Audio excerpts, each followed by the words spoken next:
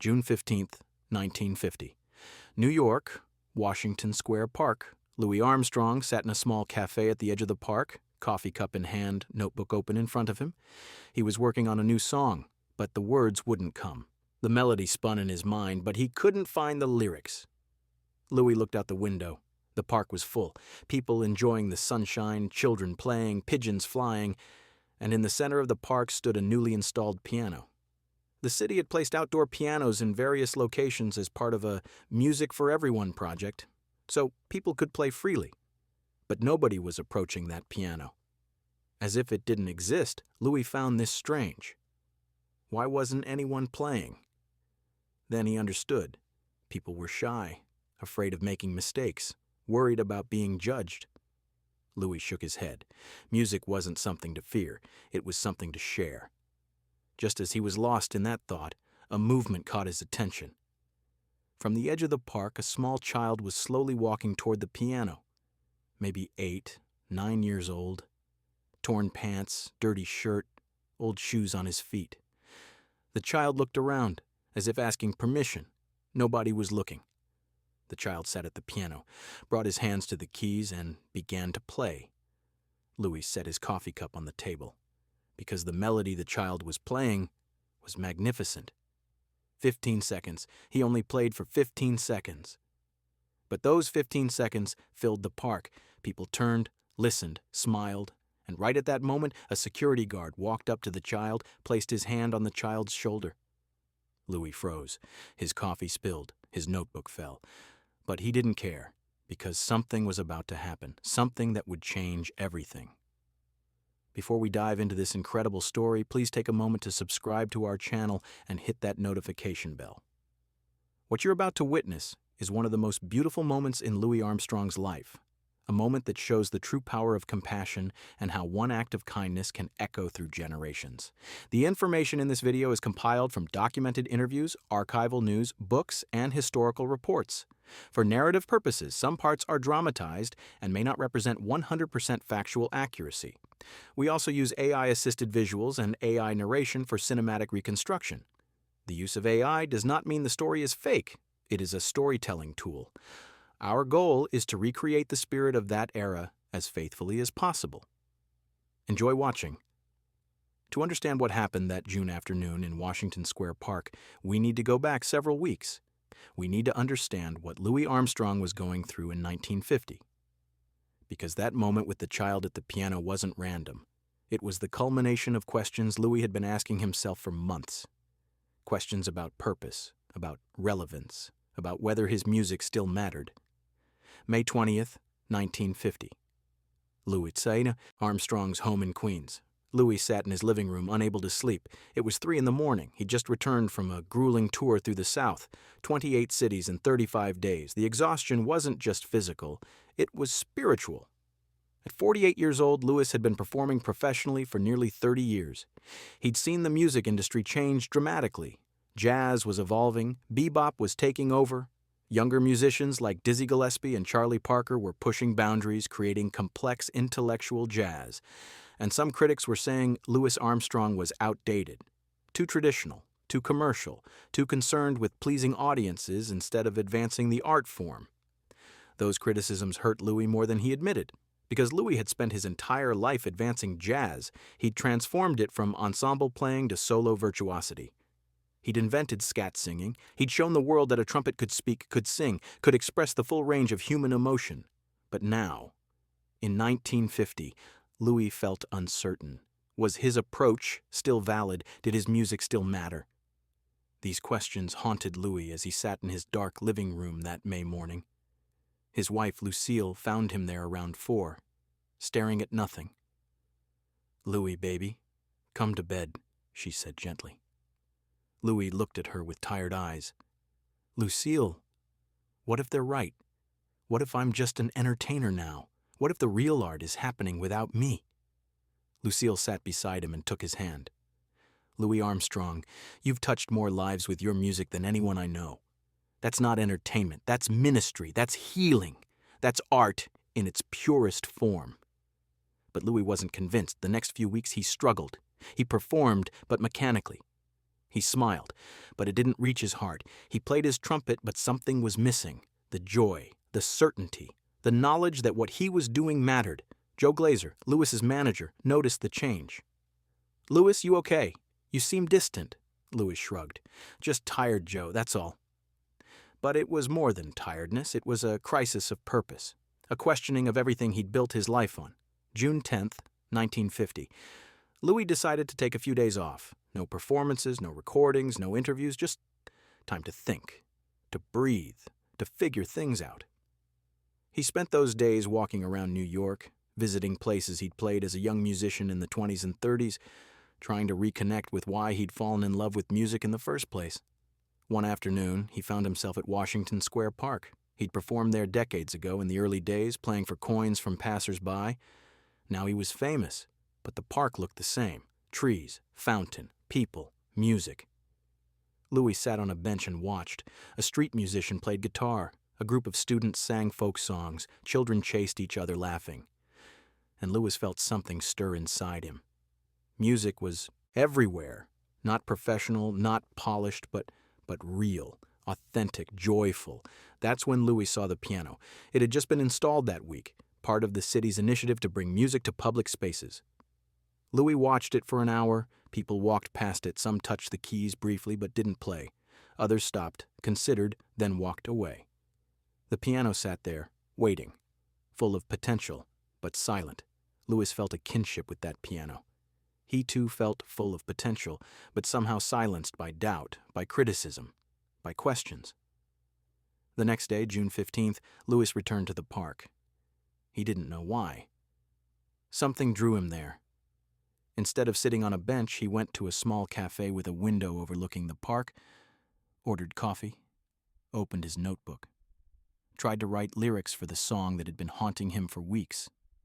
The melody was beautiful. Melancholy, but hopeful. Like saying goodbye to something while knowing it will return in a different form. But what words could capture that feeling? Louis stared at the blank page. Nothing came. Around 2 p.m, movement outside caught his attention. A small boy was walking through the park. Louis noticed him immediately because the child stood out. Not just because of his shabby clothes or dirty face, but because of how he moved, cautiously, like someone who'd learned to make himself invisible. Louis knew that walk. He'd walked that way as a child in New Orleans. When you're poor, when you're unwanted, you learn to take up as little space as possible. You learn to move through the world without being noticed, because being noticed often meant trouble. The boy walked past the piano, stopped, looked at it, then kept walking. But he glanced back once, twice, 3 times. Louis watched, curious. The boy circled at the fountain, came back toward the piano. This time he stopped a few feet away, stared at it. His hands twitched at his sides. Louis recognized that twitch, the musician's impulse, the need to touch, to play, to create. The boy looked around. The park was busy, dozens of people, but nobody was paying attention to him. Nobody cared about a poor child standing near a piano. The boy took a step closer. Then another. He reached out and touched one key, softly. The note rang out, clear, pure. The boy's face lit up with such joy that Louis felt his throat tighten. Then, making a decision that clearly terrified him, the boy sat on the piano bench. He was so small his feet didn't touch the ground. His hands were dirty, fingernails broken. But when he placed those hands on the keys, something magical happened. He began to play. Louis's pen stopped moving. His coffee grew cold, because what came from that piano was extraordinary. Not technically perfect. The child was self-taught, that was obvious, but the melody he played had something that no amount of training could teach. Soul, feeling, truth. The child played a simple tune, maybe something he'd heard somewhere, maybe something he'd made up. It didn't matter. What mattered was how he played it, with his whole heart, with complete absorption, as if nothing else in the world existed except him and those keys. For 15 seconds, the park transformed. People stopped walking, conversations paused, even the pigeons seemed to quiet. Everyone felt it, the beauty, the purity, the moment when music becomes more than sound and touches something eternal. Then the spell broke. A security guard who'd been patrolling the park noticed the boy. The guard was in his 50s, heavyset, official-looking. He walked toward the piano with purpose. Louis's stomach tightened. He knew what was coming. The guard reached the boy and put his hand on his shoulder. The child stopped playing immediately, looked up with frightened eyes. The guard's voice carried across the park. "You can't be here, kid. This isn't for you. Go on, get lost." The boy's face crumbled. The joy disappeared, replaced by shame and fear. He started to stand, to run, to disappear back into invisibility. And Louis Armstrong made a choice, the same choice he'd been making his entire life. To stand up, to speak out, to refuse to let cruelty win. Louis pushed back from his table so fast his chair fell over. He rushed out of the cafe, across the street, into the park. His heart was pounding, not from exertion, from anger, from recognition, from the absolute certainty that what was happening was wrong and he had to stop it. Have you ever witnessed someone being treated unfairly because of their appearance? What did you do? Share your thoughts in the comments. Louis reached the piano just as the guard was pulling the boy away. "Excuse me," Louis said, his voice firm but calm. The guard turned, annoyed at the interruption. Then his eyes widened. "Mr. Armstrong." Louis ignored the recognition. He looked at the boy who was trying not to cry. Then he looked at the guard. "This child was playing beautifully. Why are you stopping him?" The guard straightened, defensive. "Sir, this is a public piano, but we can't have every street kid treating it like a toy. He's probably homeless. He'll damage it." Louis felt his anger rise, but kept his voice level. He wasn't damaging it. He was playing it, which is exactly what it's here for. The guard shifted uncomfortably. "With all respect, Mr. Armstrong, you don't understand. Kids like this, they don't know how to treat nice things. It's better if they just move along." Louis took a step closer. "Kids like what?" The guard realized his mistake but tried to recover. "You know what I mean. Poor kids. Street kids. They don't belong here." Those words hung in the air. "Don't belong here." Louis had heard variations of that phrase his entire life. "You don't belong in this restaurant. You don't belong in this hotel. You don't belong on this stage." People who looked at Louis and decided, based on his skin color or his background or his origins, that he didn't belong. And now this guard was saying the same thing to a child whose only crime was wanting to make music. Louis looked at the boy. "What's your name, son?" The child's voice was barely a whisper. "Tommy." Louis smiled gently. "Tommy, that was beautiful playing. How long have you been learning piano?" Tommy looked at the ground. "I never learned, sir. I hear music sometimes in my head, and I try to make it come out through my fingers." Louis's heart broke and soared simultaneously, because he understood exactly what Tommy meant. Music wasn't something you learned, it was something you had inside you, something that demanded to be expressed. Louis turned back to the guard. "This child has a gift, and you were about to crush it because of what? Because his clothes are dirty? Because he doesn't fit your idea of who should play piano?"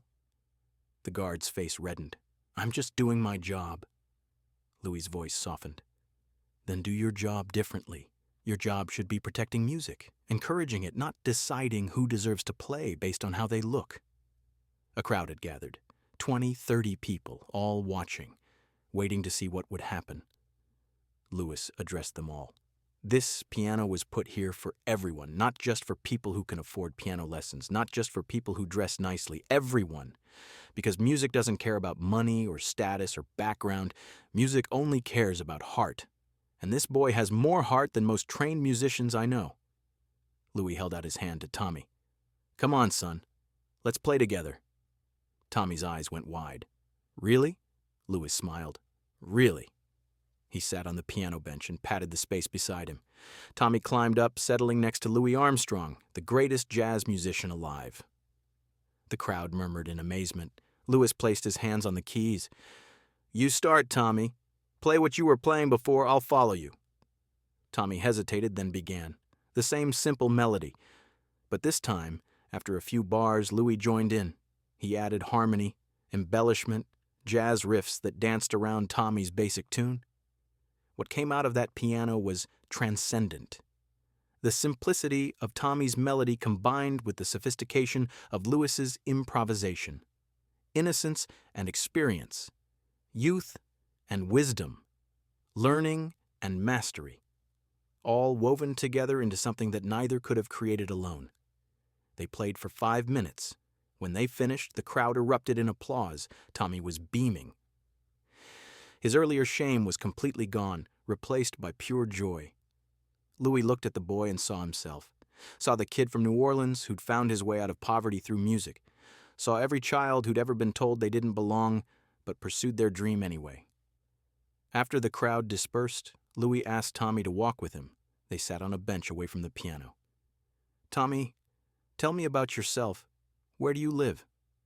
Tommy's joy faded slightly. "I live with my aunt, in the Bronx. My parents, they died last year. Car accident." Louis' chest tightened. "I'm sorry, son." Tommy shrugged, trying to be brave. "My aunt is nice, but she works all the time, 2 jobs. We don't have much money, that's why my clothes are—" He trailed off. Louis put a hand on Tommy's shoulder.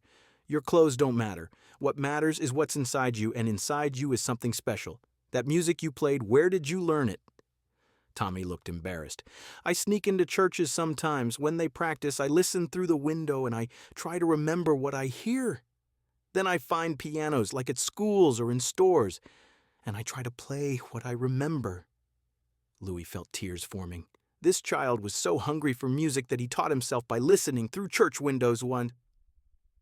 That kind of dedication, that kind of passion, was rare. It deserved to be nurtured. Louis made a decision.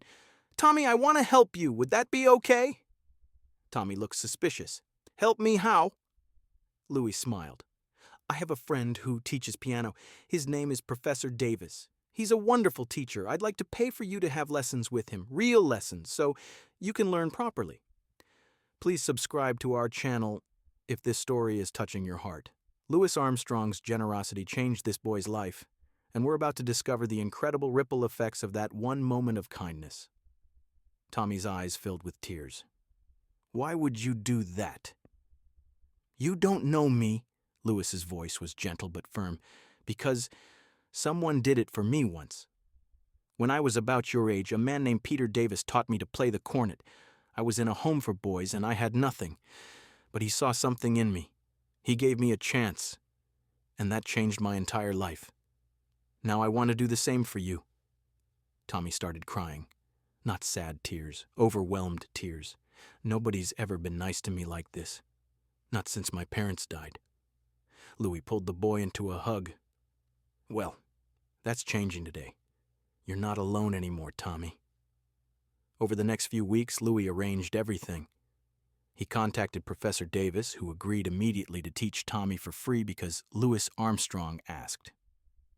Louis helped Tommy's aunt enroll him in a better school, one with a music program. He even bought Tommy his first real piano, a small upright that fit in their tiny Bronx apartment. But more importantly, Louis stayed in Tommy's life.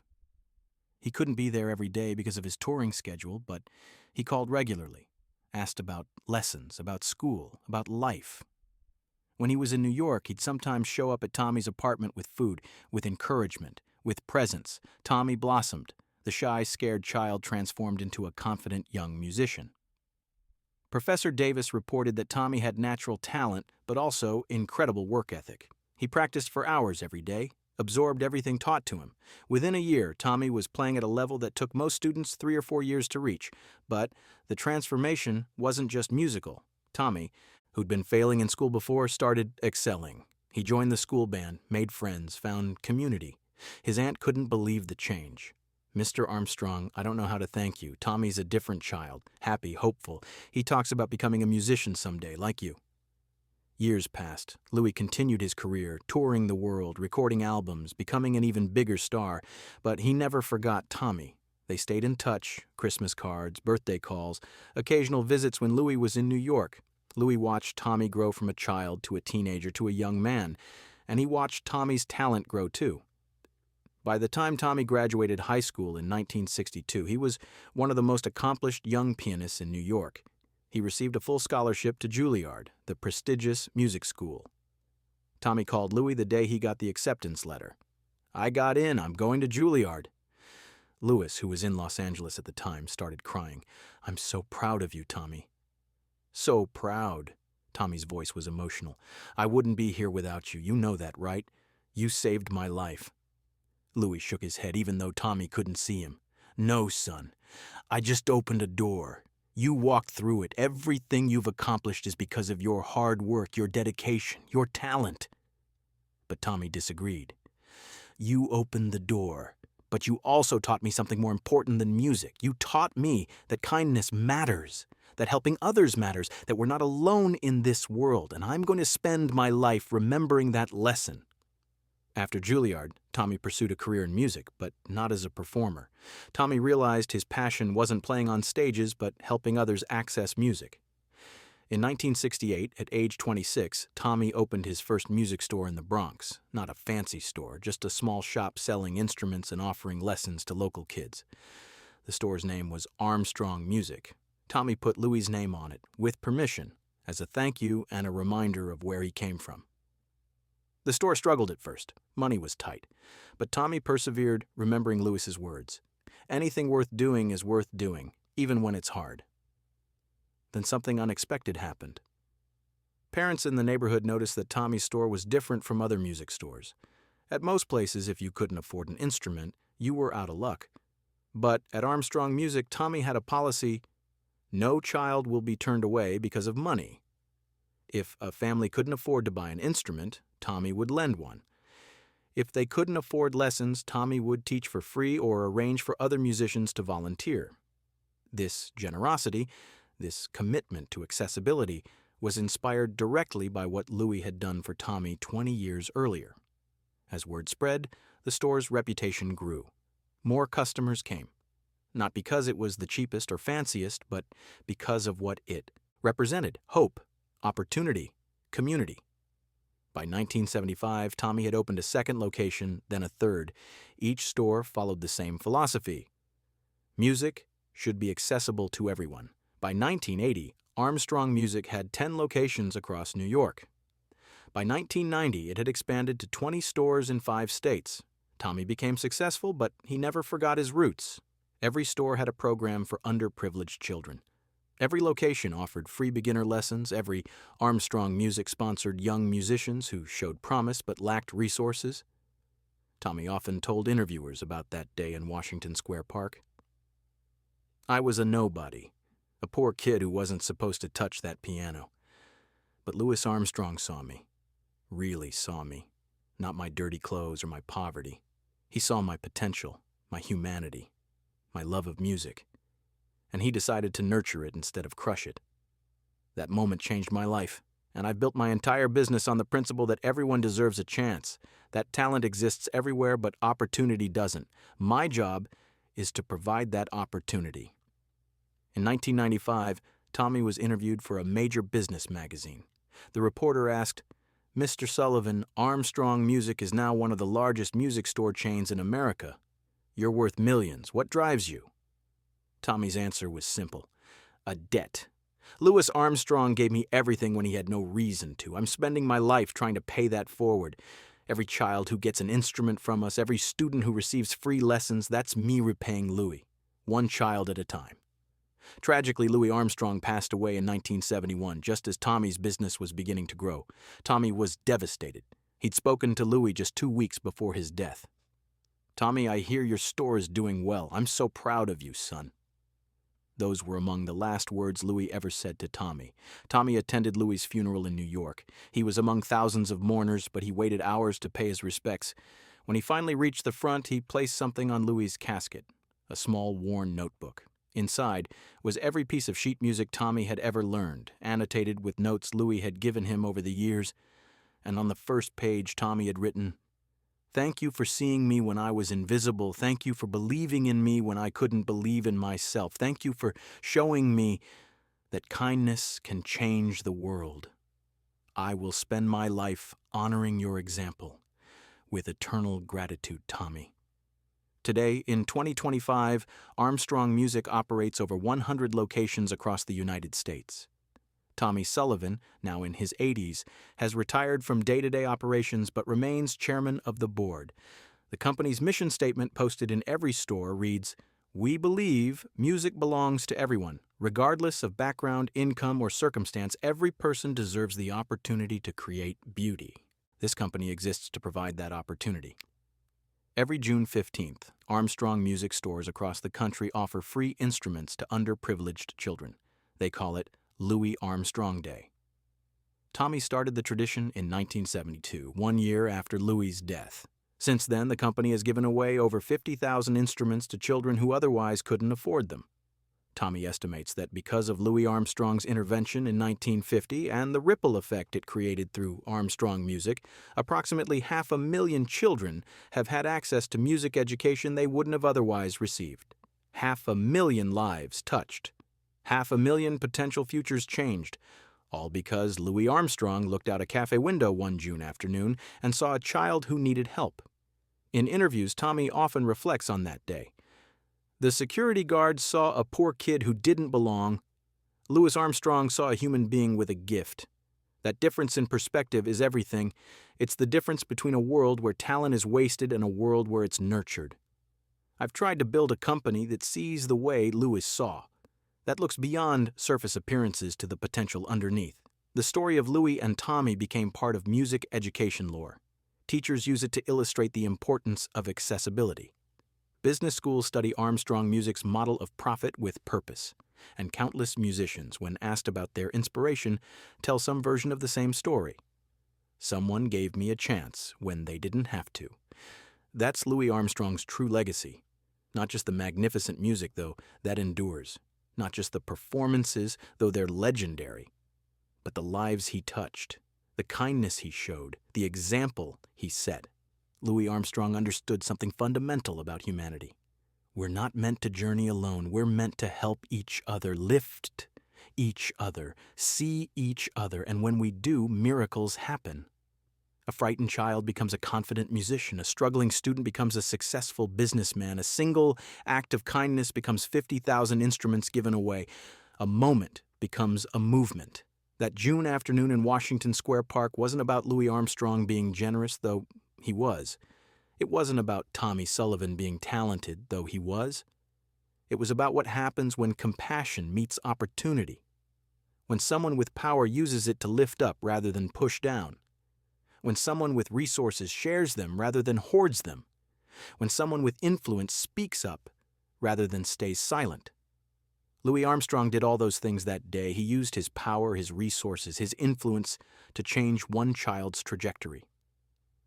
And that child spent his life multiplying that gift, passing it on to hundreds of thousands of others. That's how change happens, not through grand gestures or sweeping reforms, though those matter, but through individual choices, through seeing someone who needs help and choosing to help, through recognizing potential and choosing to nurture it, through remembering that we were all children once, vulnerable and hopeful, and choosing to protect that in others. The security guard in Washington Square Park that day wasn't evil. He was just enforcing what he thought were the rules. Rules about who belonged and who didn't, about who deserved access and who didn't, about who mattered and who didn't.